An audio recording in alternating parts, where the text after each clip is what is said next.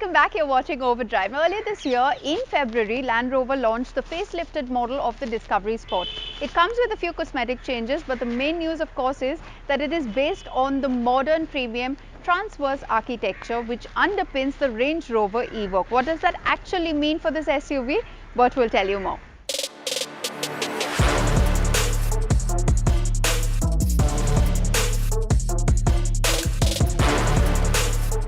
The cosmetic changes are few and far between. Minor tweaks to the headlight graphic, the grille and the bumper make it moderately fresh. Not that you'd remember much of what the older Disco Sport looked like to know how different this new one is. The Discovery Sport is a 5+2 seater which amounts to 7 seats or 3 rows. Now to access that third row, you have to open the boot and unfold the seats which sit in the floorboard like so, and then move to the rear passenger door, unfold the middle row and get in. Now this space is ideal for kids or teenagers. As you can see, there's not much knee room. However, this middle row can be adjusted for length, so you can take this forward or move it backwards depending on how much space you want for the rear, for this third row passenger. Nonetheless, it's not the most comfortable position to be seated in. Having said that, kids who would sit in here, well, they've got charging points to charge their devices. You've got AC control knobs, so there's a blower out here. It's a fairly comfortable area to be in, but not for long journeys.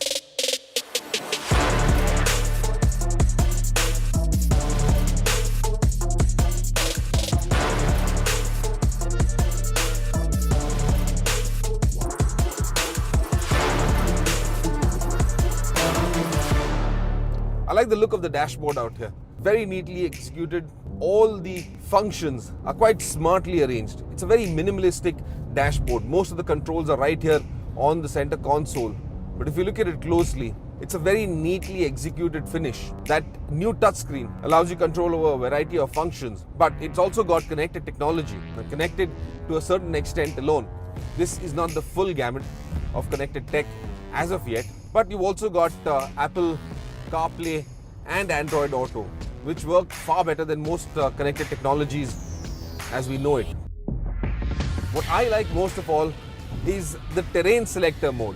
You've got a single button on the center console, which when pressed converts the temperature control dial into the terrain selector. That's pretty fancy. In the same way, if you want to change the blower speeds, simply push the blower speed button and the passenger temperature control knob converts into the blower control knob. That is a very innovative solution to apply to this cabin. I also do like the rear view mirror. A simple press of the button converts it into a camera. That's a widescreen display, a high resolution widescreen display, so everything is clearly visible and much better than what you can see in just the mirror.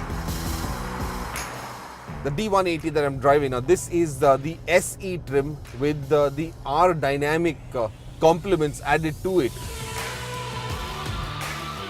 But those are all cosmetic applications. The D180 or the turbocharged diesel, now this makes about 180 PS of max power and an enormous 450 Newton meters of max torque that's available from between 1400 RPM all the way up to about 4000 RPM. So that's a very broad torque band.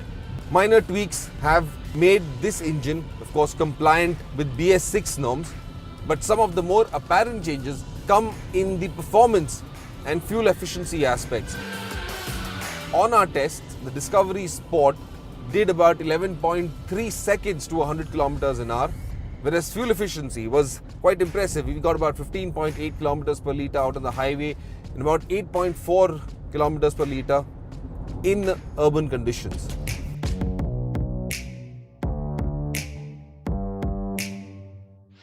This 2-litre engine is mated to a 9-speed automatic transmission, which is a bit lazy. To get the best out of that transmission, you should ideally slot it into sport mode, or of course use it as a manual, shift up or down the gears.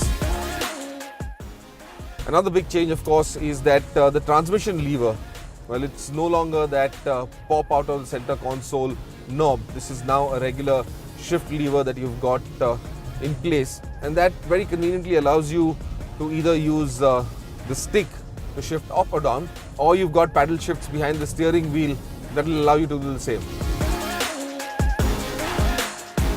The biggest change in the new Discovery Sport is, of course, its platform, the PTA, or the Premium Transverse Architecture. Now, this architecture, this platform is built principally to accommodate hybrid and electrified vehicles.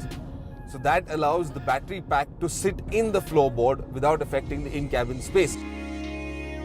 The D180 that I am driving currently gains from a lot of weight-saving changes that have been made, especially to the structure, to the chassis of the Discovery Sport. You've got the Terrain Selector 2, which is an enhanced version of their four-wheel drive powertrain that comes with default settings to simplify and make it easier for even novices to travel or rather go off-road. In addition, you've got the automatic terrain progress control, which further complements terrain response too. Ride quality is impressive, the handling is impressive, and overall the Discovery Sport is a fairly refined car. It's comfortable, it's luxurious, it's plush. I'd like to take a nice long drive up country in the Discovery Sport. It'd make a perfect grand tourer.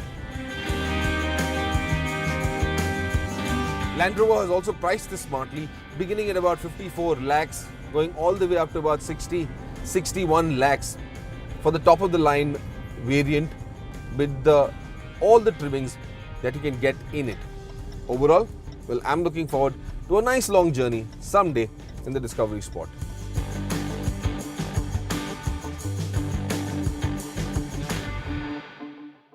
Like most manufacturers, you can book the Land Rover Discovery Sport online as well. We've got to wrap up this week's edition of Overdrive, but remember, you can stay in touch with the team through Facebook, Twitter, YouTube. We go live every Friday at 6 p.m. We like to catch up with you to know what you're thinking. So be there. We'll see you next week. And if you're stepping out, exercise some caution and be safe.